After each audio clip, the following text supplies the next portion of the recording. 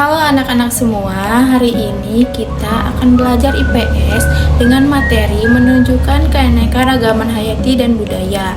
Sebelum belajar, mari kita berdoa bersama-sama terlebih dahulu. Berdoa dimulai. Berdoa selesai. Baik anak-anak, bagaimana? Apakah hari ini kalian sudah siap untuk belajar? Jika kalian sudah siap, mari kita masuk ke materinya. Pertama-tama Ibu akan menjelaskan tentang pengertian keanekaragaman hayati. Keanekaragaman hayati merupakan keseluruhan keanekaragaman makhluk hidup yang diperlihatkan jenis dan ekosistemnya. Keanekaragaman hayati dibagi menjadi tingkat gen, tingkat spesies, dan tingkat ekosistem. Nah, sekarang Ibu akan memberikan contoh tentang keanekaragaman hayati. Yang pertama ada di tingkat gen. Mawar merah dengan mawar putih merupakan contoh keanekaragaman hayati di tingkat gen. Karena mereka mempunyai perbedaan dalam warna tetapi memiliki sama kemampuan untuk berkembang dan berbuah. Lalu yang kedua ada di tingkat spesies, yaitu singa dan harimau. Merupakan contoh keanekaragaman hayati di tingkat spesies karena mereka termasuk dalam satu famili tapi memiliki perbedaan dalam bentuk, ukuran, dan sifat-sifat lainnya. Yang ketiga, contoh dari tingkat ekosistem, yaitu ekosistem air tawar. Merupakan contoh keanekaragaman hayati tingkat ekosistem karena di dalamnya terdapat berbagai spesies makhluk hidup seperti ikan, serangga, dan plankton. Nah, sekarang Ibu akan menjelaskan manfaat keanekaragaman hayati. Yang pertama, sebagai obat-obatan. Keanekaragaman hayati menjadi sumber bahan obat-obatan alami seperti daun, akar, dan kulit pohon. Nah, yang kedua, sebagai sumber sandang. Keanekaragaman hayati menyediakan bahan untuk sandang seperti kain, benang, dan kulit. Yang ketiga, sebagai penyeimbangan ekosistem. Keanekaragaman hayati berperan dalam menjaga keseimbangan ekosistem sehingga lingkungan tetap sehat dan berkelanjutan. Lalu, manfaat yang terakhir menyediakan bahan pangan.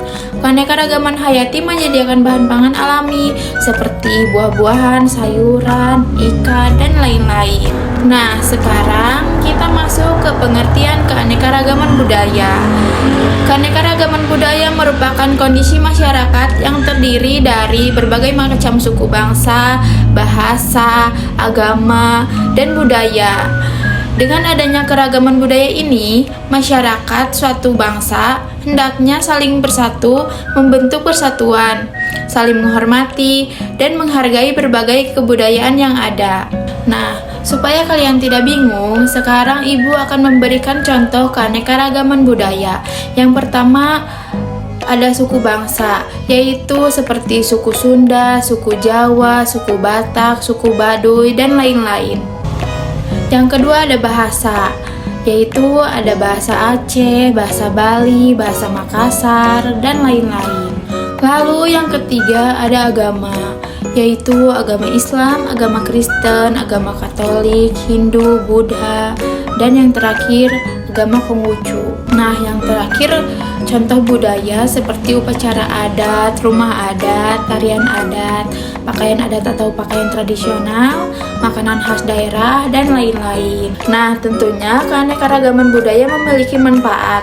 Manfaat yang pertama adalah sebagai identitas negara di mata dunia dengan kekayaan yang dimiliki oleh Indonesia. Budaya di Indonesia juga bisa menarik perhatian wisatawan luar negeri agar mau datang ke Indonesia. Manfaat yang kedua yaitu alat pemersatu bangsa. Kenapa alat pemersatu bangsa? Karena keberagaman budaya juga bisa menjadi alat pemersatu bangsa walaupun banyak perbedaan. Karena masyarakat Indonesia harus bisa menghargai dan menghormati satu sama lain. Nah, manfaat yang ketiga sebagai sumber aspek budaya. Keanekaragaman budaya menjadi sumber inspirasi dalam seni dan budaya seperti tarian, musik, dan kerajinan tangan. Baik anak-anak, sekarang Ibu akan menampilkan video untuk kalian tonton supaya kalian lebih memahami materi yang Ibu berikan. Simak dan tonton video ini baik-baik ya. Jadi yang dimaksud dengan keanekaragaman hayati adalah keanekaragaman semua spesies tumbuhan, hewan, mikroorganisme, serta proses-proses ekosistem dan ekologis yang ada di suatu tempat.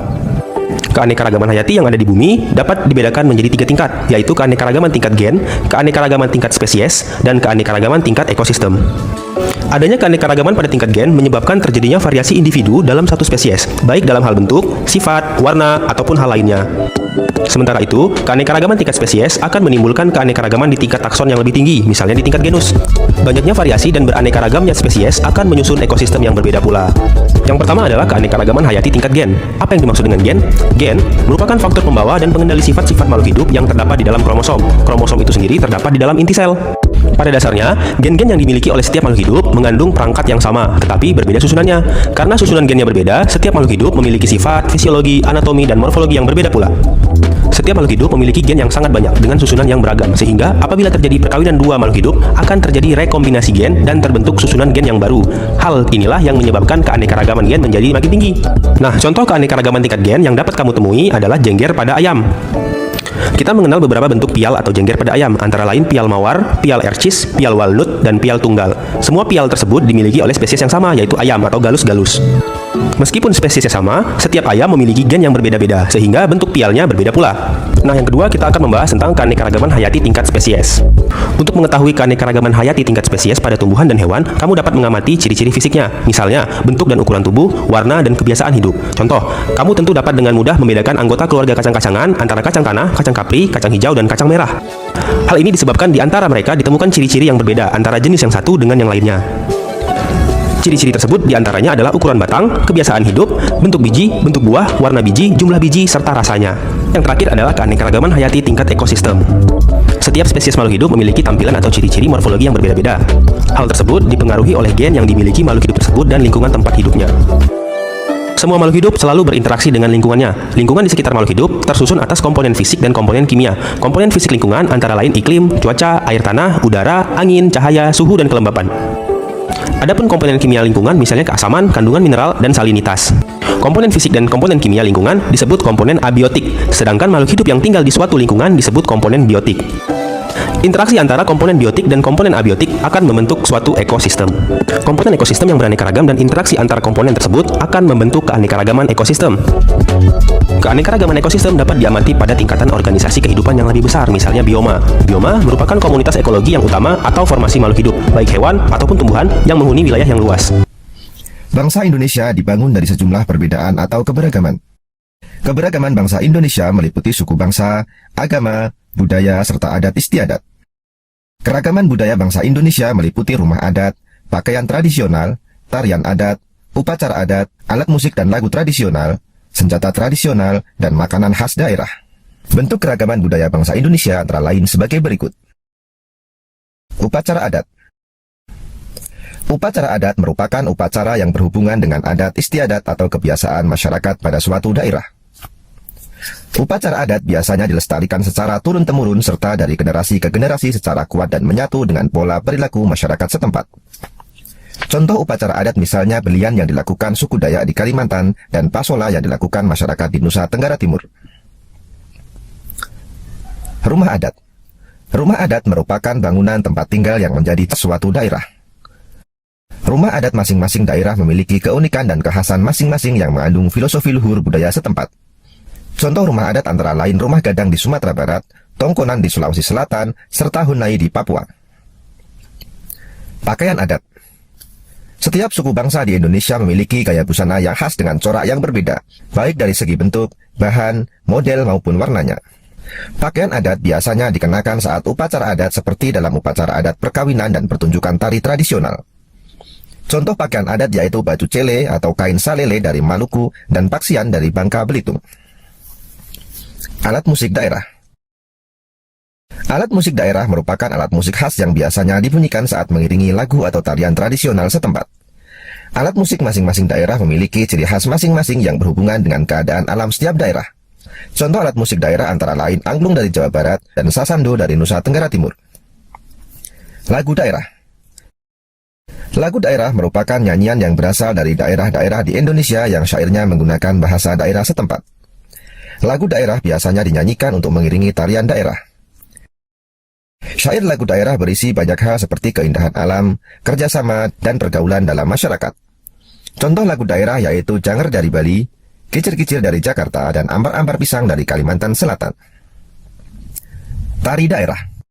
Tari daerah atau tari tradisional merupakan tarian yang tumbuh dan berkembang di suatu daerah dengan ciri khas gerakan, busana, dan musik pengiring yang berbeda dengan tarian lain. Gerakan tari daerah biasanya memiliki ciri yang menunjukkan kearifan daerah setempat. Contoh tari daerah misalnya Sudati dari Nangru Aceh Darussalam, Lenso dari Maluku, dan Maengket dari Sulawesi Utara. Baik anak-anak, kesimpulan dari pembelajaran hari ini yaitu keanekaragaman hayati dan budaya memiliki keterkaitan yang erat. Keduanya memiliki manfaat yang penting bagi kehidupan manusia. Melalui pemahaman dan penghormatan terhadap keanekaragaman hayati dan budaya, kita dapat menjaga keseimbangan lingkungan dan memperkaya nilai-nilai kemanusiaan. Sekian pembelajaran hari ini, terima kasih dan sampai jumpa lagi.